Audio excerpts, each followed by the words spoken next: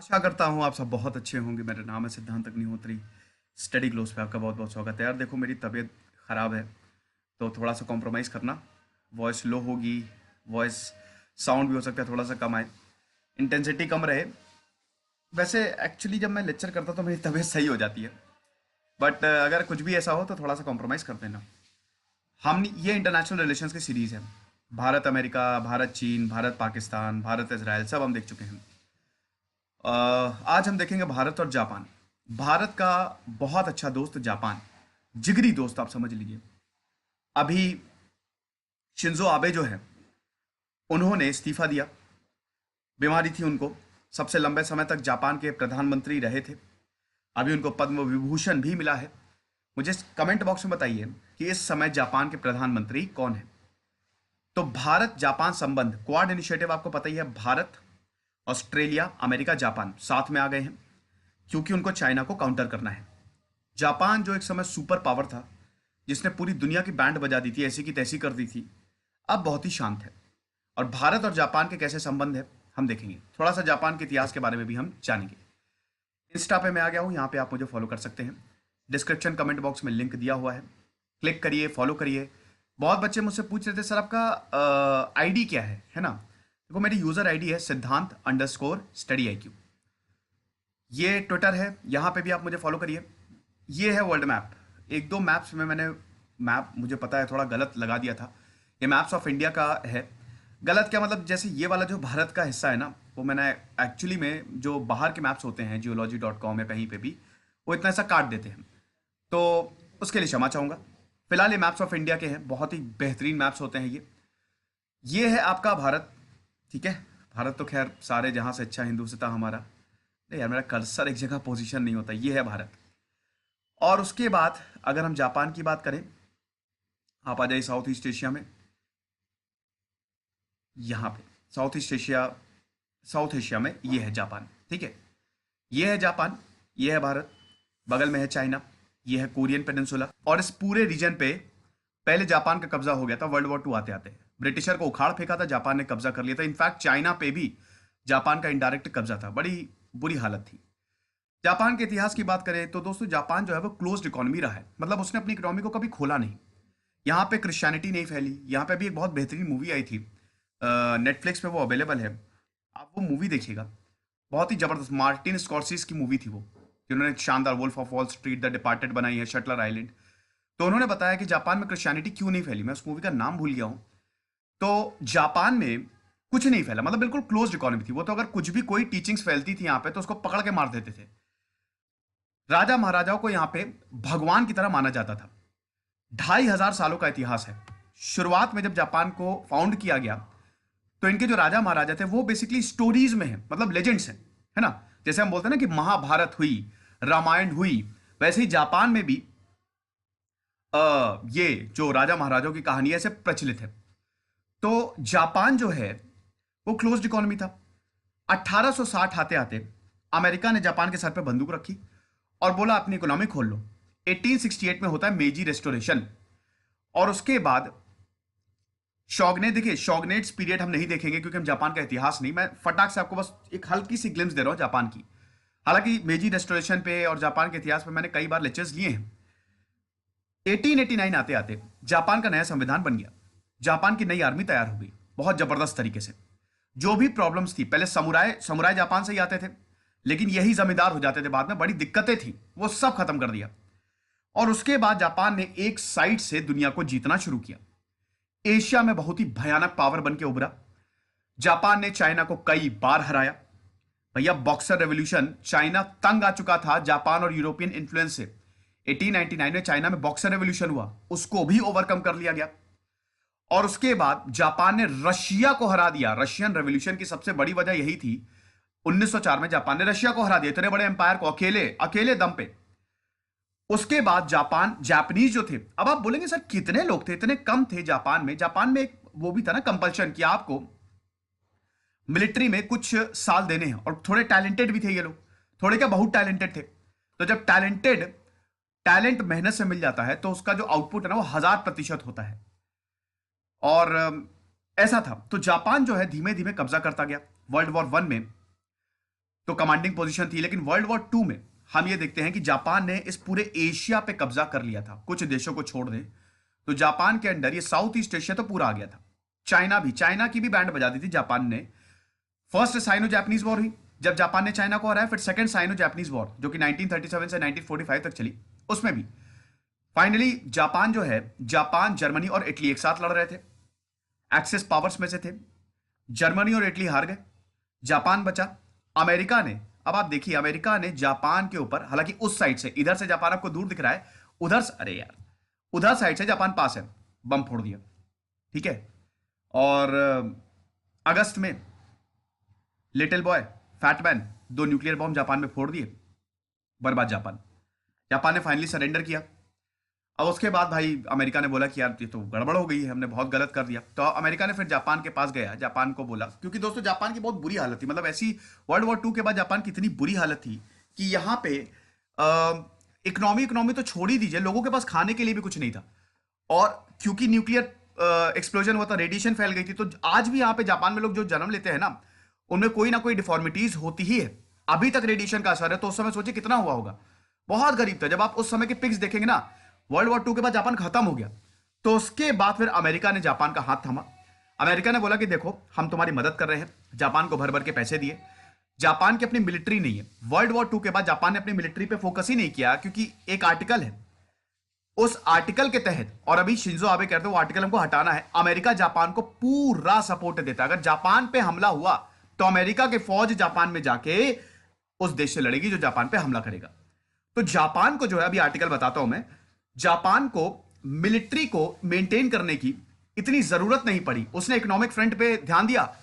देखते ही देखते Japan Asia, क्या पूरी दुनिया की, एशिया की एक लौती डेवलप्ड कंट्री है Japan. Tokyo, Kyoto, Japan 4 island से मिलकर बना है। बहुत मुश्किल है यहाँ पे खाने पीने की दिक्कत है, लेकिन स्टिल किसी दिन हम केस स्टडी करेंगे जापान पे। यहाँ के लोग बड़े समझदार है, पंचुअलिटी इनमें कूट कूट के भरी है। हालांकि जापान में डिप्रेशन बहुत ज्यादा है, डिप्रेशन रेट भी है, लेकिन यहाँ के लोगों में कुछ कर गुजरने का जज्बा है और अपने देश के लिए राष्ट्रवादी हैं। जापान, आपको बता दूं कि जापान के लोग राष्ट्रवादी हैं, प्रॉपर राष्ट्रवादी। ये बाहर के घुसने नहीं, जापान की कंपनीज हो गया, पूरी दुनिया में धूम मचाती हैं। ठीक है। तो जापान जो है वो देखते ही देखते बहुत ही जबरदस्त डेवलप हो गया। अब भारत कहां खड़ा है? भारत 1947 में शुरुआत हुई। देखो, हिस्टोरिकल रिलेशंस की बात करते हैं। स्वामी विवेकानंद ने यह बोला था कि अगर जितने भी अमीर एजुकेटेड मैन हैं वो एक बार जापान जाए, उनकी आंखें खुल जाएगी, क्योंकि यहां के लोग इतने ज्यादा मेहनती होते हैं। आपको जान के हैरानी होगी, जापान ने ज्यादातर धर्मों के लिए अपने दरवाजे बंद कर दिए, लेकिन हिंदुइज्म और बुद्धिज्म तो खैर वहां पे फॉलो किया ही जाता है। हिंदुइज्म इनडायरेक्ट फॉर्म में जापान में फॉलो किया जाता है, क्या आपको पता है? हिंदुइज्म जापान में, हालांकि जापान एक डेमोक्रेसी है, एक पार्टी की चलती है, हालांकि हिंदुइज्म जापान में डायरेक्टली फॉलो नहीं किया जाता, लेकिन इनडायरेक्टली उसको फॉलो करते हैं जापानीज कल्चर में ये है। क्योंकि बुद्धिज्म भी भारत से निकला। बुद्धिज्म, हिंदुइज्म जो है वो चाइना, कोरियन पेनिनसुला से होते हुए 6th सेंचुरी में जापान में आया। और यहां पे जो 7 गॉड्स ऑफ फॉर्च्यून है, 6th सेंचुरी से ही शुरू हो गया। ये 7 देवताओं की पूजा करनी है, जिसमें से 4 जो है वो हिंदू डाइटीज हैं। सारस्वती, मां सारस्वती को वहां पे बेंजाइतन सामा बोला जाता है। बिशामान को वहां पे, मतलब कुबेर को वहां पे बिशामान बोला जाता है। तो आपको बता दूं कि हिंदू डाइटीज, चाचा 4 की, चलिए, लक्ष्मी को वहां पे कीची जोतेन बोला जाता है, और महाकाल शिव को वहां पे डाइको कुतेन बोला जाता है। यानी कि जो 7 भगवानों को पूजते हैं जापान, उसमें से 4 रेफरेंस हिंदुइज्म से लिए हैं। इसीलिए ये कल्चरल रिलेशंस हमारे बहुत ही जबरदस्त हैं। यहां तक दोस्तों, नेपोनाइजेशन ऑफ द 3 हिंदू त्रिदेवी गॉडेस। कौन है भैया त्रिदेवी? कौन है त्रिदेवी? त्रिदेव कौन है? अच्छा चलो मैं बता ही देता हूं। त्रिदेव तो आपको पता है, ब्रह्मा विष्णु महेश, उनकी कॉन्सॉर्ट सरस्वती लक्ष्मी पार्वती, ये त्रिदेवी है।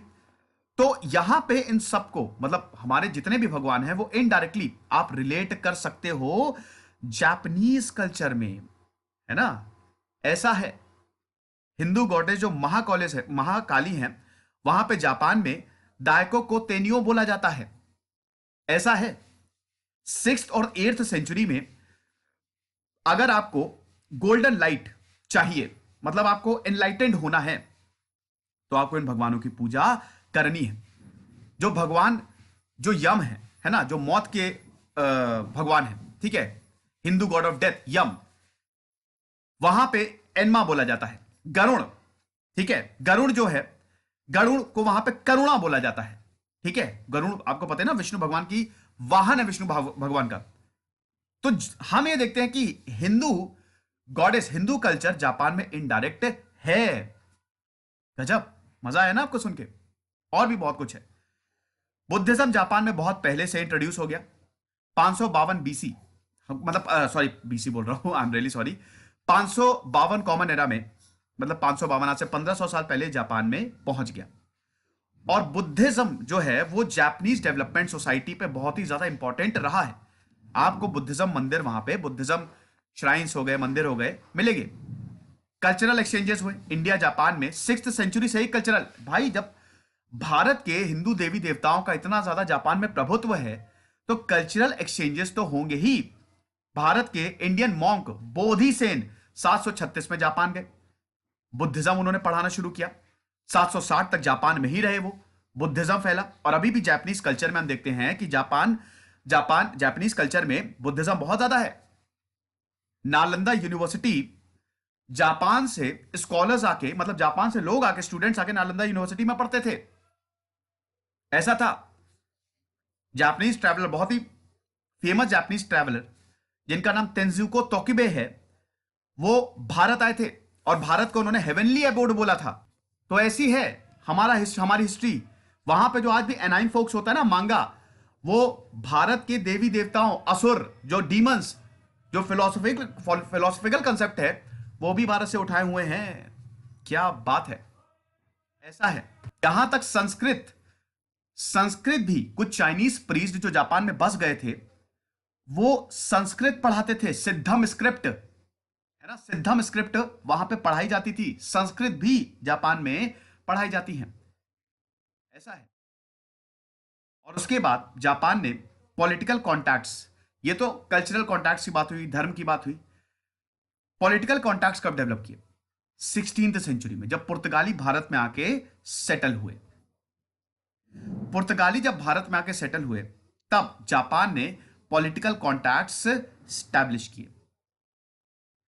उसके बाद हम देखते हैं 16th 17th सेंचुरी, भारत के जो बिजनेसमैन थे और जापान के क्रू मेंबर्स थे, वो आते रहे, पुर्तगाली आते रहे और भारत, ये आदान प्रदान जो है, वो ट्रेड जो है वो चलता रहा। फिर 16th सेंचुरी के ही दौरान दोस्तों, जापानीज क्रिश्चियन जो है, क्योंकि देखिए क्रिश्चियनिटी जो है वो जापान में बहुत ही चोरी छुपे पहुंची और जापानी उनको मार देते थे। बहुत बुरी हालत थी, खैर, उनको मार देते थे। तो इसी दौरान क्रिश्चियंस का भी वहां पे एंटी क्रिश्चियन प्रोपेगेंडा चलने लगा, एंटी क्रिश्चियन प्रोसिक्यूशंस होने लगे, क्रिश्चियनों को ढूंढ ढूंढ के मारा जाता था। और उसके बाद जापानीज स्लेव्स भी पुर्तगालियों द्वारा यहां पे लाए जाते थे, क्योंकि जब ये ट्रेड हुआ ना, तो क्रिश्चियनिटी भी जापान पहुंची। पुर्तगाली तो भाई कैथोलिक नेशन था, पोर्तुगीज आज भी है, तो क्रिश्चियनिटी जो है वो जापान पहुंची। फिर मेजी रेस्टोरेशन हुआ, ये सब चलता रहा 19th सेंचुरी में, 1868 से 1912। और उसके बाद जापान में मॉडर्नाइजेशन शुरू हुआ, और उसके बाद जापान एसोसिएशन 1903 में फाउंड की हुई। फिर हम ये देखते हैं Indian cinema, Asian cinema, Japanese cinema जो है, जिसको गोल्डन एज बोला जाता था, 1950-60s में दोनों जगह दिखाया जाता रहा। सत्यजीत रे की जापान में मूवी बहुत पसंद की जाती हैं। इनफैक्ट सत्यजीत रे, गुरुदत्त, आज भी आप जापान में जाएंगे ना, तो उनको इंडियन सॉन्ग्स जो है वो रटे हुए हैं। यस, इंडियन इंडिपेंडेंस मूवमेंट की बात करते हैं और वर्ल्ड वॉर 2 दोनों की बात करते हैं। इंडियन इंडिपेंडेंस मूवमेंट की बात करें, देखिए जापान ने भारत की आजादी का शुरू से ही सपोर्ट किया है। हमारे राज बिहारी घोष हो गए, उन्होंने इंडिया जापान रिलेशंस की स्थापना की, प्रॉपर स्थापना। फ्यूचर प्राइम मिनिस्टर जो थे शियोशी यूनाकाई, और बाकी जापानीज जो थे, उन्होंने इंडियन इंडिपेंडेंस मूवमेंट को सपोर्ट किया लगातार। सुभाष चंद्र बोस को भी लगातार जापान सपोर्ट करता रहा है।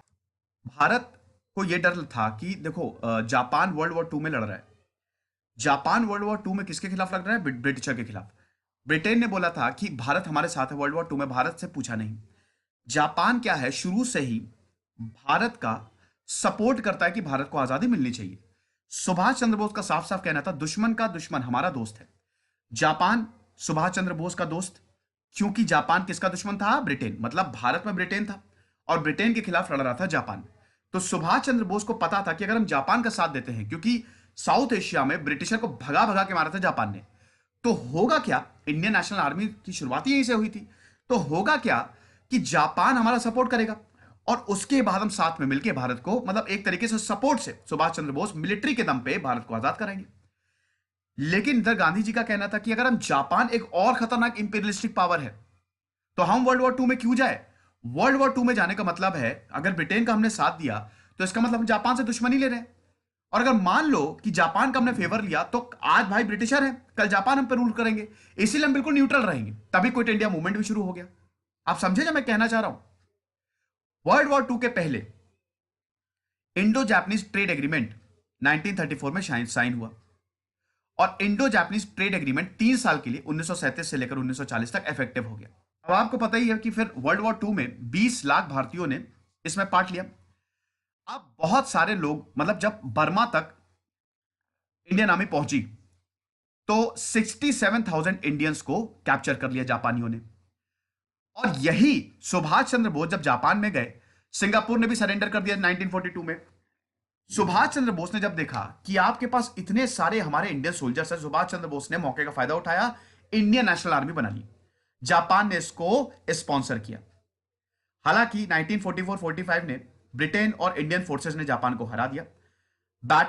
बैटल जो हुई बर्मा में, वो हम हार गए और इंडियन नेशनल आर्मी डिसइंटीग्रेट हो गई। लेकिन एक जबरदस्त कोशिश थी। सुभाष चंद्र बोस जिन्होंने आजाद हिंद, जो एक नेशनलिस्ट मूवमेंट था, उसकी स्थापना की, जापानीज स्पॉन्सरशिप का यूज किया, क्योंकि जापानियों के पास हमारे 60,000 से ज्यादा सैनिक थे। सुभाष चंद्र बोस वहां पे पहुंच गए। सुभाष चंद्र बोस ने बोला कि आप हमको ये दे दीजिए कि हमारे सैनिक है, हम ब्रिटेन से, आपके दुश्मन से साथ में लड़ेंगे और आपको इस जंग जीतने में, इसमें हमारा भी, क्योंकि जापान शुरू से ही दोस्तों 20th सेंचुरी की शुरुआत से ही जापान जो है वो इंडियन इंडिपेंडेंस मूवमेंट का सपोर्ट कर रहा था। उस समय आईएनए जो है फॉर्मर प्रिजनर्स ऑफ वॉर थे, जो कि ब्रिटिश इंडियन आर्मी, मैंने बताया ना, जिनको कैप्चर किया था, ठीक है। तो उन सबको सुभाष चंद्र बोस ने रिक्रूट किया और उनको पता था ऐसी की तैसी कर देंगे हम ईस्ट इंडिया कंपनी के। लेकिन दोस्तों अनफॉर्चुनेटली ऐसा हो नहीं पाया। बैटल्स ऑफ बर्मा जो लड़ी गई, उसमें इंडियन नेशनल आर्मी को डिसइंटीग्रेट करना पड़ा और उसके बाद फिर इंडियन आर्मी ने ही विद्रोह कर दिया। बैटल ऑफ कोहिमा और बैटल ऑफ इम्फाल जो थी वो लास्ट थी, मतलब एक तरीके से उसमें जापान ने सरेंडर कर दिया, मतलब जापान और इंडियन नेशनल आर्मी को डिसइंटीग्रेट कर दिया गया, जापान हार गया। ये तो बात हुई 1947 तक। अब 1947 के बाद क्या हुआ ये हमको देखना है।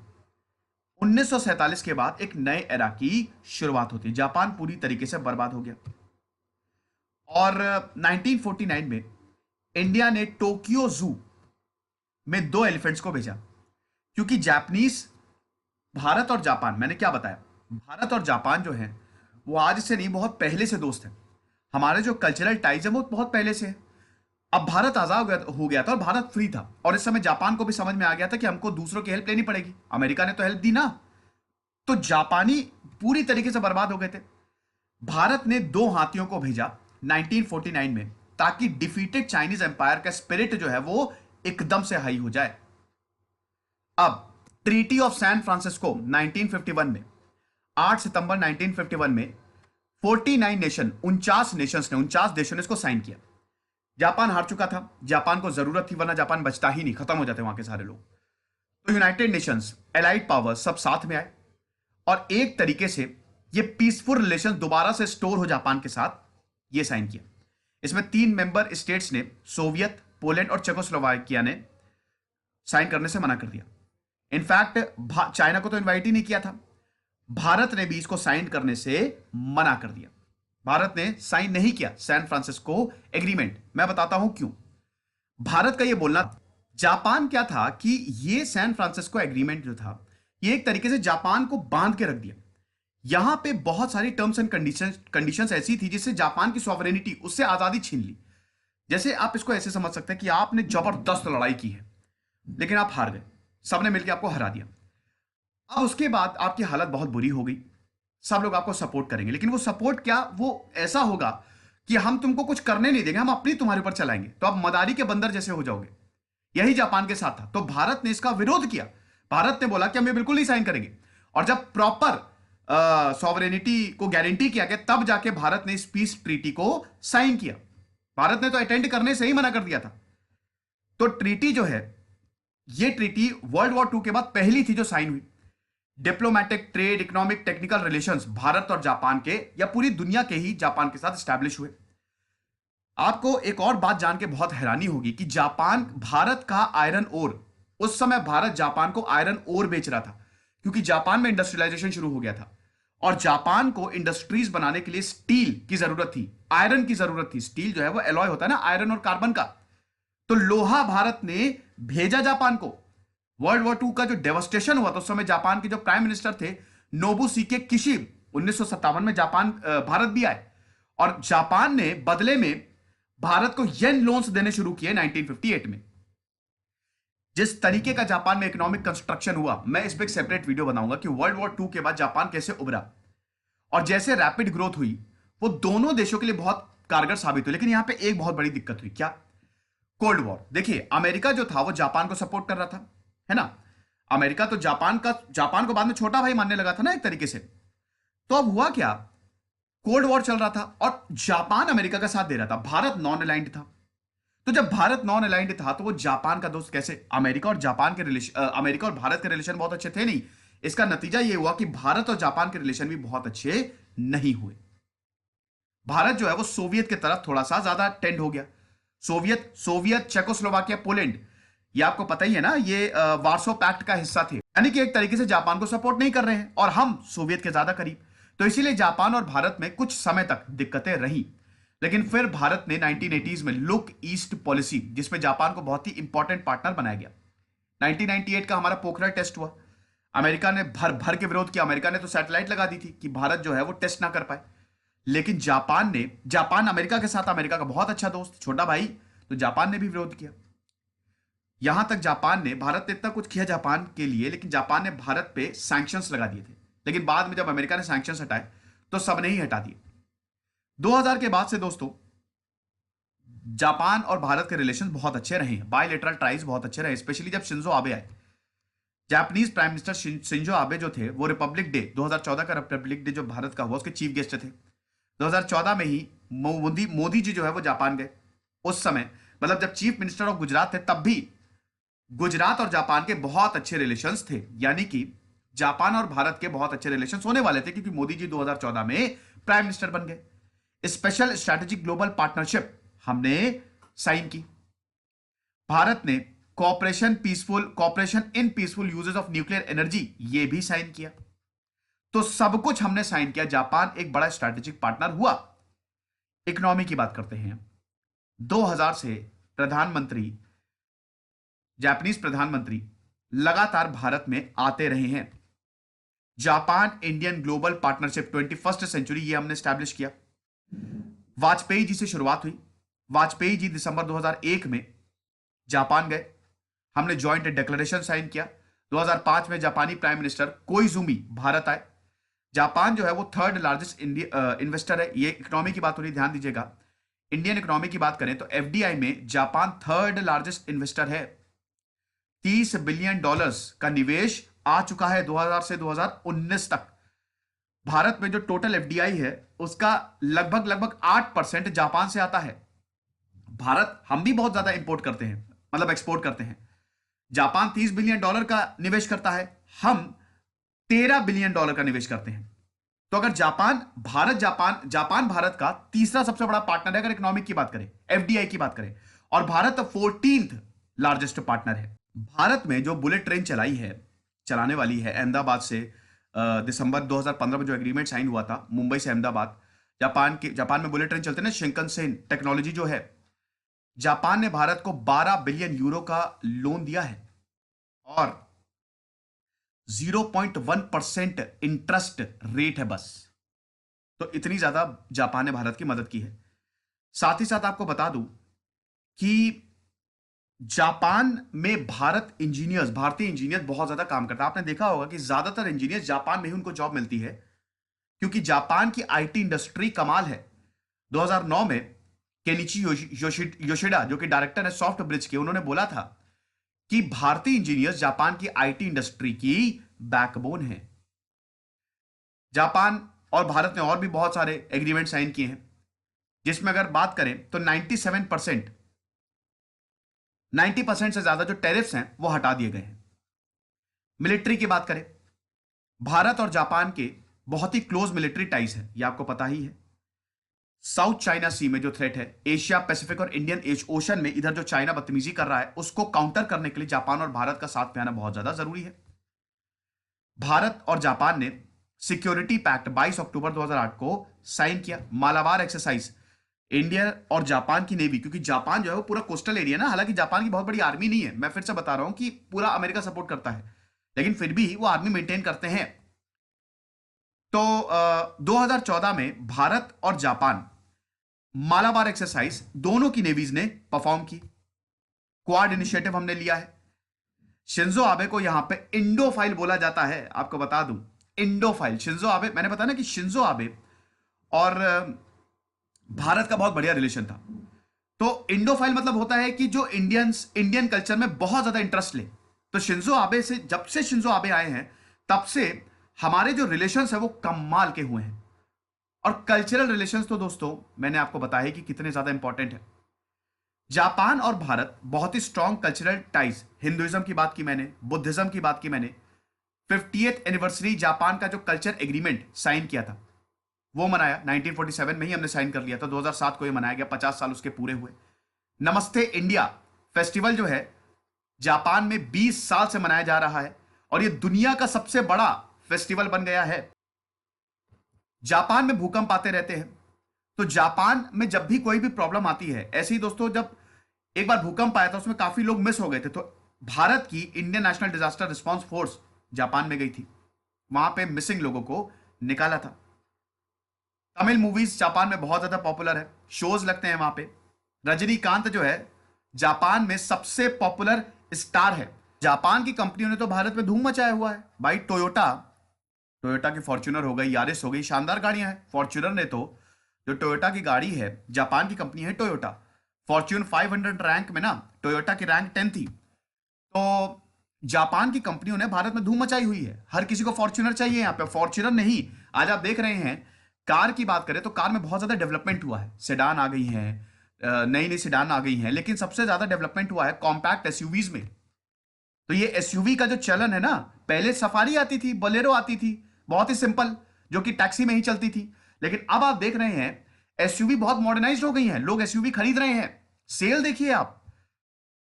और ये शुरुआत की थी टोयोटा ने, जब टोयोटा ने फॉर्च्यूनर निकाली, एकदम प्रॉपर एसयूवी, पूरा मार्केट ले गया वो। होंडा होंडा की एक्टिवा सबसे ज्यादा बिकती है। होंडा की एक्टिवा पूरे भारत में हर तीसरे चौथे इंसान के पास आपको एक्टिवा दिख जाएगी। मेरे खुद के पास दोस्तों 2 एक्टिवा हैं, बहुत जबरदस्त चलती है। मित्सुबिशी हो गया, निसान हो गया, हिटाची हो गया, सोनी हो गया, पैनासोनिक हो गया। इतनी लंबी लिस्ट है दोस्तों जापानीज कंपनी की कि हम क्या बताएं। सुजुकी मोटर्स हो गया, तो ये सब जापानीज कंपनी है। अब सुजुकी की बात करें तो ये मुझे बताने की आपको जरूरत तो है नहीं कि भारत की सेल्स, भारत की इकोनॉमिक नब्स हम सुजुकी की सेल्स देख के, मारुति की सेल्स देख के पता लगाते हैं कि उनकी सेल कैसी हुई है। आज भी इंडियन ऑटोमोबाइल में मारुति सुजुकी, दोनों का कोलैबोरेशन, मारुति सुजुकी सबसे ज्यादा बिकती है। नंबर 1 पे हमेशा स्विफ्ट ही रहेगी, चाहे जैसी भी उसकी सेफ्टी रेटिंग हो। तो ऐसा है। अगर जापान की बात करें, फिर हमने न्यूक्लियर डील, जब 2016 में नरेंद्र मोदी 3 दिन के लिए जापान के लिए गए थे, तो शिंजो आबे और नरेंद्र मोदी ने न्यूक्लियर एनर्जी पे डील साइन की। 6 साल लगे। 2011 में फुकुशिमा न्यूक्लियर डिजास्टर प्रॉब्लम हुई थी, है ना, जब अर्थक्वेक के कारण फुकुशिमा न्यूक्लियर डिजास्टर, मतलब न्यूक्लियर रेडिएशन फैलने लगी थी, तो भारत ने बहुत ही जबरदस्त काम किया था। भारत की जो फोर्स थी, मतलब जो नेशनल डिजास्टर फोर्स थी, वो जापान में गई थी। और ये जापान की पहली भारत के साथ न्यूक्लियर डील थी। जापान भारत को फ्यूल, न्यूक्लियर रिएक्टर्स और टेक्नोलॉजी देगा। भारत, देखिए जापान में ना nuclear technology, nuclear power plants आपको बहुत ज्यादा मिलेंगे। इनफैक्ट भारत, जापान में जो एनर्जी है, क्लीन सोर्स ऑफ एनर्जी, वो न्यूक्लियर से ही आती है। तो वो फ्यूल, वो टेक्नोलॉजी जापान भारत को देगा। जापान और भारत के रिलेशंस थे आपके सामने। बहुत सारे प्रधानमंत्री जापान विजिट किए, वहां से भारत में जापान आए, हमारी डिफेंसिव फोर्सेज जो है वो एक्सरसाइज करती हैं। इंडिया जापान फ्रेंडशिप ईयर 2007 को बनाया गया। 2013 में बीबीसी ने एक वर्ल्ड सर्विस पोल किया था। 42% जापानीज ये मानते हैं, मतलब आधे से ज्यादा जापानीज ये मानते हैं कि भारत का इंपैक्ट जो है पूरी दुनिया पे बहुत ज्यादा पॉजिटिव रहा है। तो मुझे क्या ही बोलने की जरूरत है, और ये दोस्ती दोस्तों चलती जाएगी, चलती जाएगी, ये रुकेगी नहीं, क्योंकि हम आज से नहीं 1400 साल पहले से दोस्त हैं। आई होप ये लेक्चर आपको पसंद आया होगा। खुश रहिए, पढ़ते रहिए। दिस इज सिद्धांत अग्निहोत्री साइनिंग ऑफ। मैं ऐसे ही लेक्चर्स और लाता रहूंगा, और कौन कौन से लेक्चर्स चाहिए मुझे आप कमेंट बॉक्स में बताइए। तबीयत ठीक हो गई मेरी थोड़ी। Thank you so much.